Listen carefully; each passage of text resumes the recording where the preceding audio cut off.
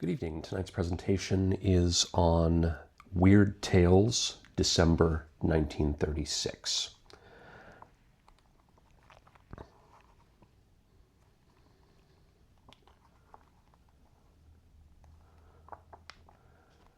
I was able to pick this up at a reasonable price on account of the fact that it is a trimmed copy of the magazine. Oftentimes the practice when these magazines are bound together, someone will come along and trim the edges of the uneven pulp paper in order to straighten everything out. And collectors, by and large, don't really favor trimmed magazines. They're distinctly less expensive. However, for my purposes, which is kind of holding, maintaining, looking through and experiencing a historical artifact, a trimmed magazine, perfectly fine for me. And because I can get it at a reasonable price, all the better. So this is, again, Weird Tales 1936, December. For context, we are 6 months after the passing of Robert E. Howard. He dies by suicide in June of 1936, following the decline and illness of his mother. And we are about 3 months away from the death of H.P. Lovecraft, which will take place in March of 1937. So this is kind of a time capsule from that period. Robert E. Howard the cover has top billing, as he is 6 months deceased, and therefore Weird Tales and other magazines, other publishers are looking to pull whatever they can from his career. He's written the Conan tales. This is what's made him famous. But now it's a matter of hunting and pecking through the stuff that might have been rejected beforehand. And so what we have here is an example of a Robert E. Howard Orientalist tale. I use the term Orientalist in the same way that Edward Said uses it in the book Orientalism. If you haven't looked up that concept or kind of considered it in light of the adventure tales that were in the pulps, I'd highly recommend it. I think it lends a layer of clarity to what's going on here.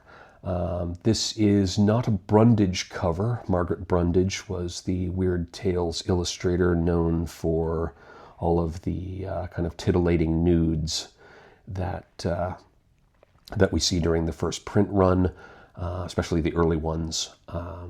This is a St. John cover, so much more of kind of a macho kind of adventurer vibe here.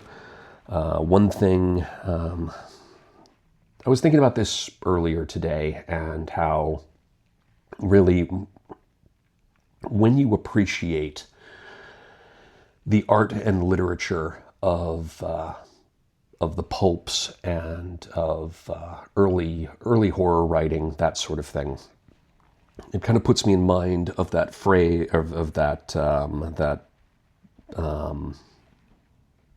that idiom, that expression. If you sup with the devil, you need to bring a long spoon. And so I am constantly in a conversation as I look at these with issues of race, issues with gender, and understanding and taking in meaning there. What I see when I look at this cover in particular, we have two figures on it, a diverse pair. And what I would say that I appreciate about this cover is while clearly we have kind of the white hero who is backing away from the flaming gem, and we have the non-white, presumably antagonist, who is excited by its power. And that's a dynamic that I think is worth considering. We do have, I mean, the faces by and large are equal in their structure. Their features are not exaggerated in any way, and that's something that you tend to see in kind of older covers in the 1920s. I was looking through a lot of those recently, and you see a lot of non-white figures that have distended features and over-exaggerations. And even though the expressions are somewhat different here, and they're kind of telling a story in themselves, this is not that. This is not an over-exaggeration of features, which I think is a nice touch, honestly. It makes it a little bit more comfortable to look at from a contemporary perspective. But let's dive in a little bit here. We can continue to talk about race and ethnicity and gender with these kinds of stories, and the other elements such as TTRPGs that fall out from them, and what all that means. But I think that's something for a larger discussion. Let's just dive in and take a look at what this magazine has to offer us. So first thing right away, one thing I enjoy about actually having and holding these things is that it definitely gives me a clear impression that the more things change, the more they stay the same. Looking at the very first page here, we immediately have an advertisement for what's coming next month. This is a comic book move if I've ever seen one. And it's still being employed today. I mean, basically you have something, but the importance is getting you to buy more. So we have next month's offerings, including an advertisement for Seabury Quinn's Children of the Bat, and Thing on the Doorstep from H.P. Lovecraft. Seabury Quinn was kind of the pulp rock star of his time. He was a big attraction who wrote a lot of stories and got a lot of covers. And it was kind of only afterwards that other authors who were kind of in the background came to light. And I find that sort of curious. We have the table of contents here.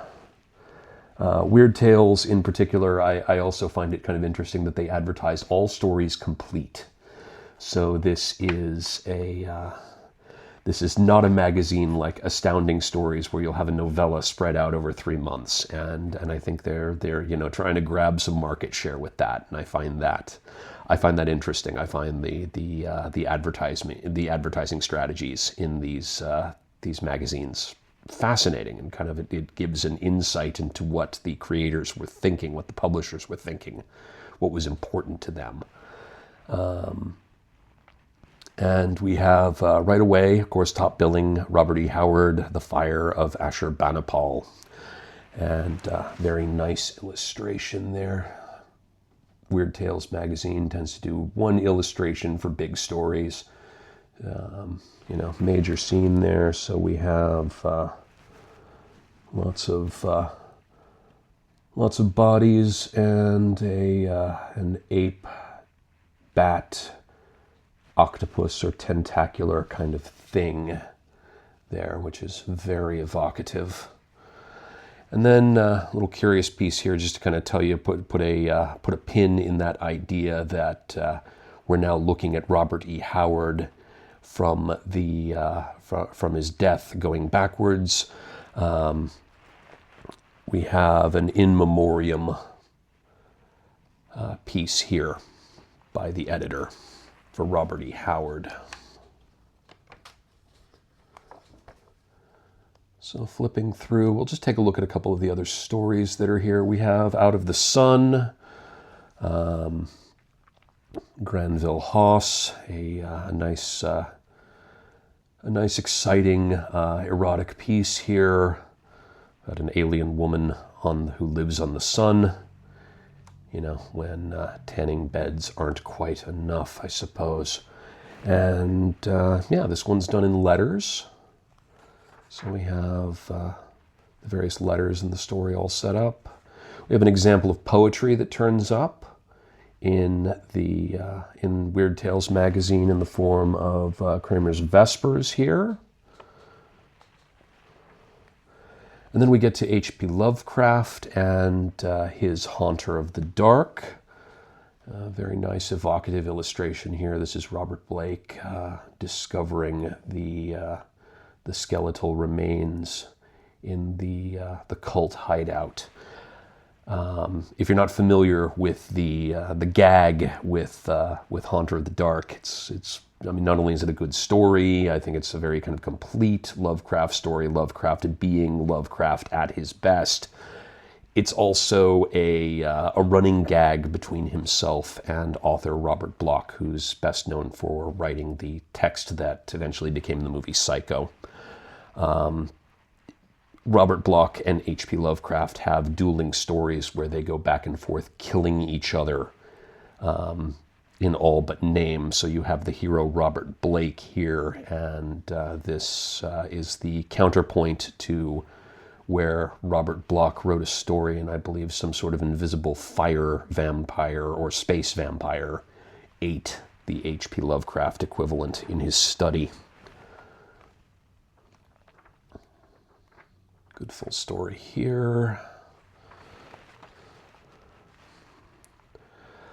Portrait of a Murderer, very nice kind of damsel in distress depiction. Again, we can definitely talk about portrayal of gender at this time and its meaning overall.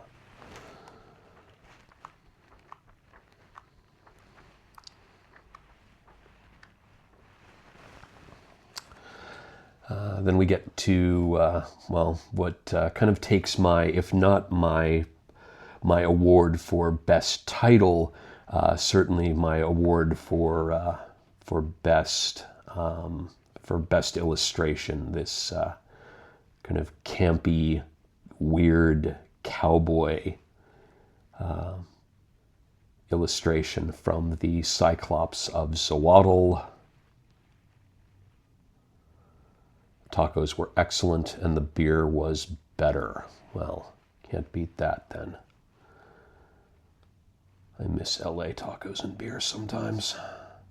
But yeah, so this is a little romp that marries the notions of the Western adventure and the supernatural, and those are two areas of Americana that I'm particularly fascinated with, and I enjoy when they dovetail together. Robert E. Howard has a couple of good examples of stories like that. How can you beat a name like Two Gun Bart? Simple, cliche, and evocative. Cyclops of Zowaddle is actually a good long story. And we get to August Derleth makes an appearance. The Woman at Loon Point. Again, I'm a big fan of the illustration. I'm particularly a fan of the fingers on this canine creature. Almost as though they're kind of coming out and forming pads that you would find on a paw. And I think that's an interesting take. You can definitely see some illustrators here playing with ideas that might eventually contribute to body horror and the like that we see in contemporary horror. It's one reason I love to look at these artifacts. I think they are an archaeology of where we've been and where and they also give us a sense of where we're going and what's continually important. Amelia Long, the album.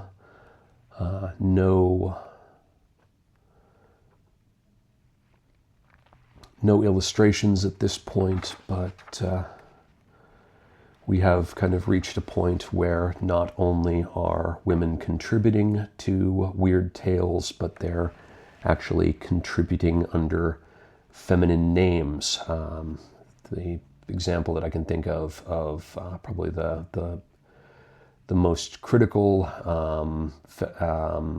woman contributor to Weird Tales would have been C.L. Moore, and of course she used initials in order to disguise her gender. Manly Wade Wellman,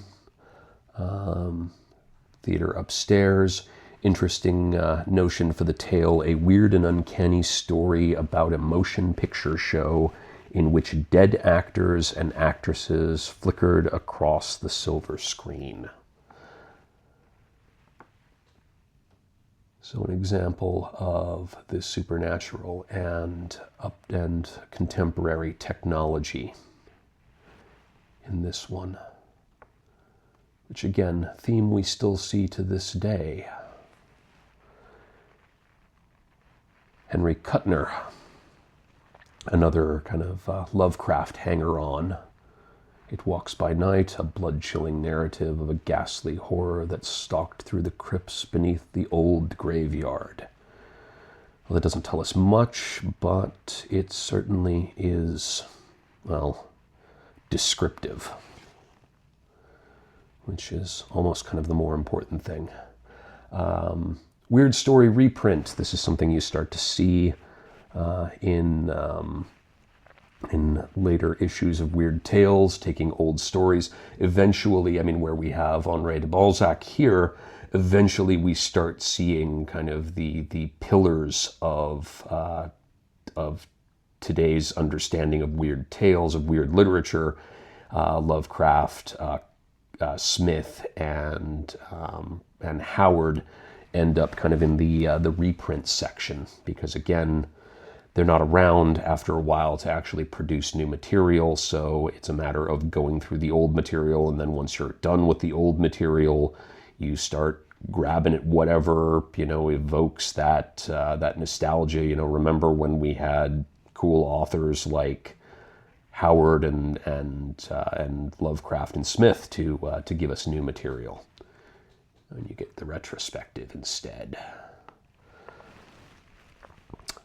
Little cutout for if you want your subscription.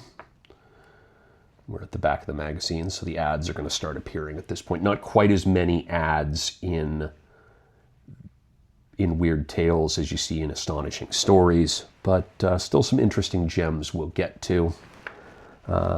Options to order, back catalog.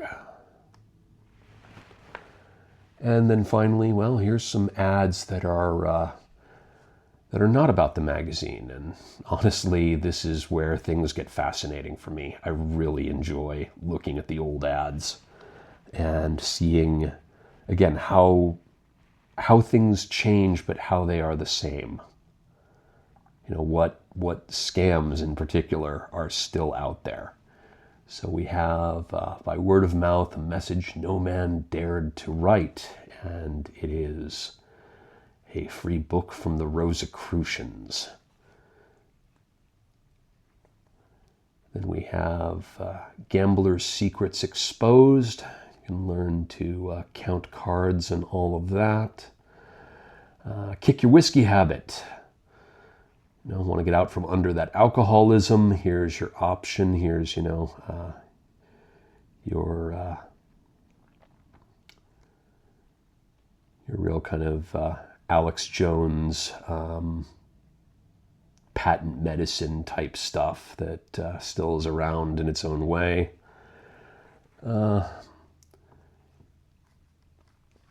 Radio advertisement here. Very elaborate, 16 tubes. Well, that's got to be better than the usual amount, whatever that is. And of course, options to become your own radio dealer. So that whole kind of pyramid scheme mentality of buy the stuff so you can sell the stuff. It's right here. Then we get to the Airy. The Airy is the comment section for Weird Tales magazine, an opportunity for commenters to talk about what they liked, talk about what they didn't like, and sometimes snipe at each other. It's kind of fun. A little bit of legal text for Weird Tales. Oogie Woogie Tales.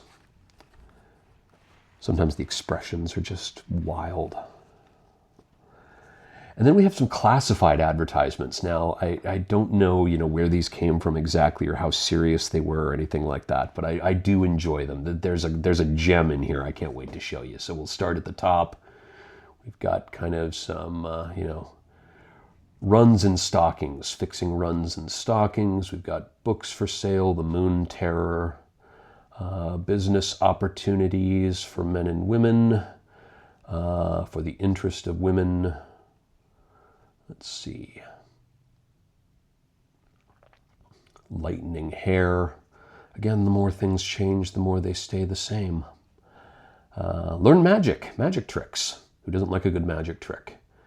Miscellaneous, pocket goods and all of that. But the personals, I gotta say, I think this little gem right here is worth the price of admission. Frank Lane, All is Forgiven. Return or write to Laverna Lane at Walnut Street, North Platte, in Nebraska. Well, Frank, I don't know what you did, but don't do it again, man. And here we have photos, stamp collecting, songwriting, and again, another ad for the Moon Terror. A little bit more, finishing off the airy with a comment from Clark Ashton Smith. He's talking about the death of Robert E. Howard, recommends a couple of stories that he enjoyed from a recent Weird Tales. So author recommendations always appreciated. I mean, the folks who are part of it know, right? And then we have, again, another opportunity to sign up for the magazine, The Thing on the Doorstep, coming next week, or coming next month, rather. Not my favorite Lovecraft story, if I'm honest. I feel like it's almost kind of like a fan service callback one. I mean, I don't know quite what he was doing there, but I think, if anything, Haunter of the Dark hits way better. If you want kind of Lovecraft at his best, Lovecraftian.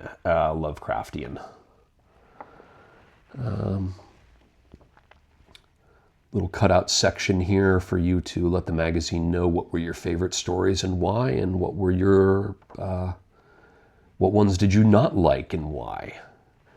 And I think this is interesting just because, I mean, this kind of shows, in addition to kind of the cheap material, the pulp paper and all of that, this just shows why we don't have as many of these magazines extant, because they weren't published with the intent of keeping them in one piece. I mean, if anything, you were encouraged to cut them up for your own purposes, whether, it's keep individual stories and pass them around. There's certainly examples of that in correspondence between Lovecraft and his community, of kind of passing stories around. But then also, I mean, just all these different kind of ads and mailers and all of that would end up, wrecking your copy of the magazine, so it wouldn't be whole. Finally, one more attempt to get your interest in the Moon Terror, the full page ad from the publisher here. And we end on kind of a cute note with Can You Find My Triplets? A little contest. I don't know, this kind of reminds me, it immediately reminded me of like Highlights magazine for kids from when I was little in the 80s. And you've got Mama Dog here, and you've got her dogs down here. She's looking for her triplets. Circle the ones that all match and then send it in, and you've got a chance to win $2,500 from 1936, or a Buick sedan and $1,250.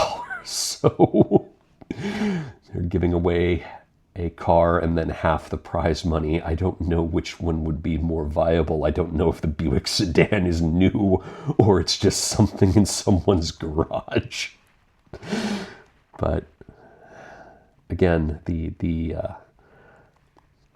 I feel like the the ads, the contests, that it brings so much context, and that's what I really enjoy about having pieces like this in my collection. This has been Weird Tales, December 1936. Take care, everyone.